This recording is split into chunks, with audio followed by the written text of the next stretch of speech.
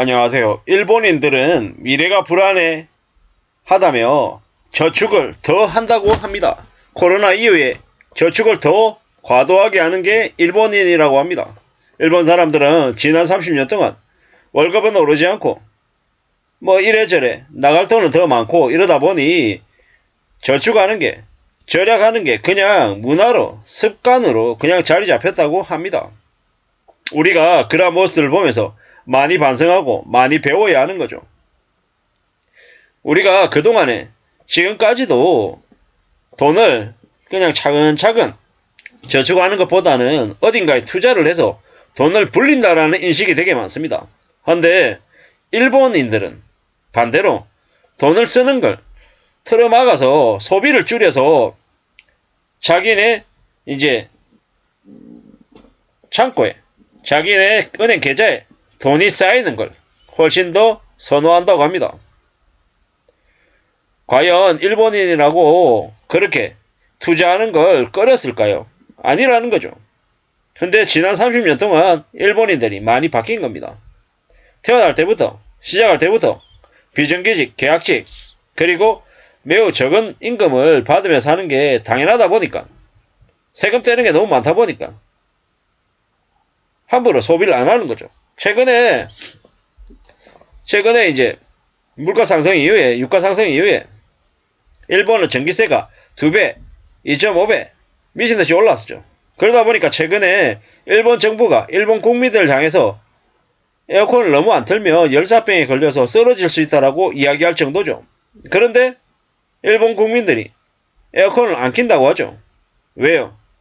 전기세가 무서워서요. 어떨 때 보면 우둔해 보이기도 하지만 어떨 때 보면 그래서 일본이라고 하는 나라가 부강하구나. 또한 일본 국민들이 사는 건 참 되게 씁쓸하고 안쓰럽게 살지만 그래서 저렇게 가족도 지키고 삶도 유지할 수 있는 거구나 라는 생각이 들었습니다. 지금 우리는 어떤 마음을 가지고 어떤 태도로 지내야 될까요? 불안한 미래를 대비해서 저축하며 살아야 된다는 말씀을 좀 드리고 싶은 거죠. 지금 삶이 괜찮습니까?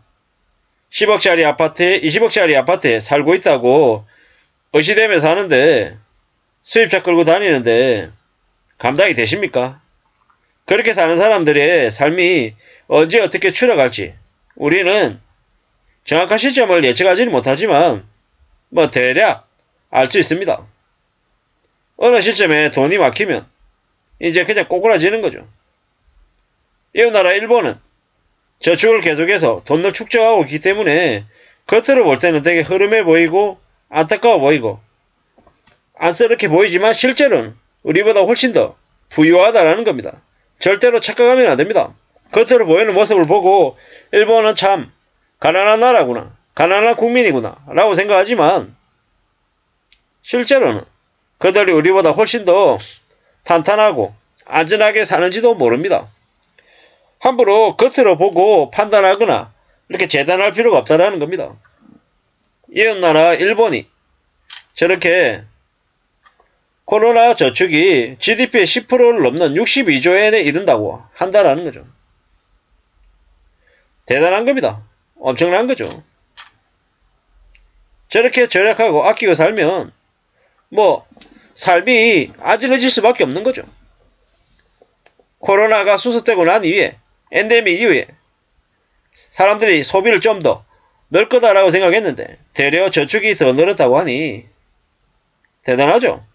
미국 같은 경우에는 2021년 중반에 이제 저축이 좀 늘었던 것들이 소비로 이동했는데 60% 이상 줄었다고 하는데 일본은요. 장래의 생활 불안이 뿌리 깊이 박혀 있어서 저축을 더 많이 한다라는 거죠. 일본인들의 저축 사랑이 유난하답니다.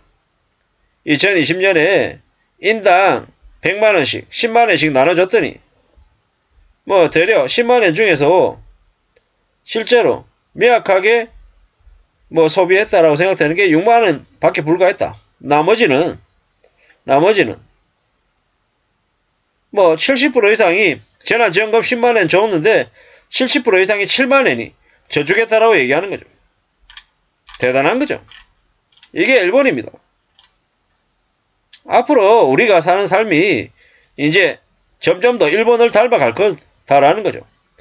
일본은 한국의 미래다라는 이야기를 많이 합니다. 그런 만큼 우리는 뭐 인정하든 인정하지 않든 일본의 모습을 따라갈 것 같습니다. 그럼 어떻게 살아야겠습니까? 미리 그에 맞춰서 대비해서 지내야죠. 적응해야 된다는 말씀을 드리고 싶습니다. 적응해야죠. 새끼 먹는 거 두 끼 먹어도 괜찮습니다. 두 끼 먹는다고 죽는 거 아닙니다. 되려 더 건강해질 수 있습니다. 반찬 가지수 줄여도 괜찮습니다. 반찬 가지수를 꼭 네다섯 가지 할 필요 없다. 두세 가지로 줄여도 괜찮다라는 말씀을 좀 드리고 싶습니다. 그리고 불분명한 이제 항목에는 절대로 이제 지갑을 꺼내지 않아야 되는 거죠.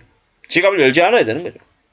지갑을 열지 않으면 가격은 내려갑니다. 그게 세상이 있습니다.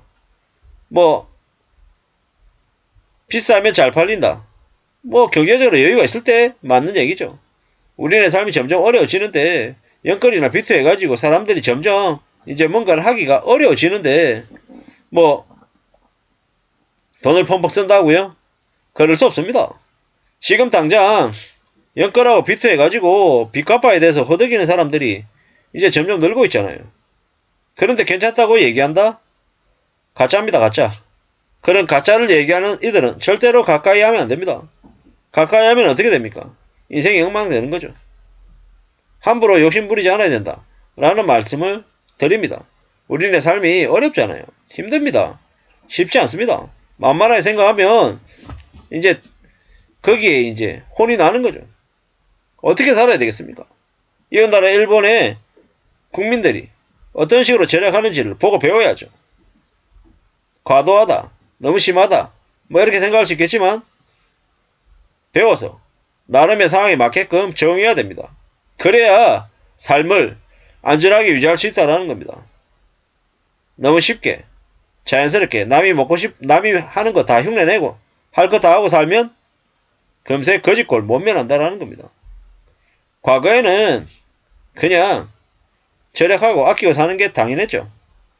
언제부터 우리가 부자라고 흥청망청거리며 살았습니까? 절대로 착각하면 안 됩니다. 사는 거 쉽지 않습니다. 어렵습니다. 더 조심하고 더 염려하고 더 나은 자세로 지내려고 각오하고 실천해도 괜찮습니다. 이제 더 이상 남의 눈치 따위를 보지 말고 우리의 삶을 어떻게 유지하고 어떻게 관리할지에 최우선의 관심을 두는 게 좋겠습니다. 그래야 삶을 유지할 수 있습니다.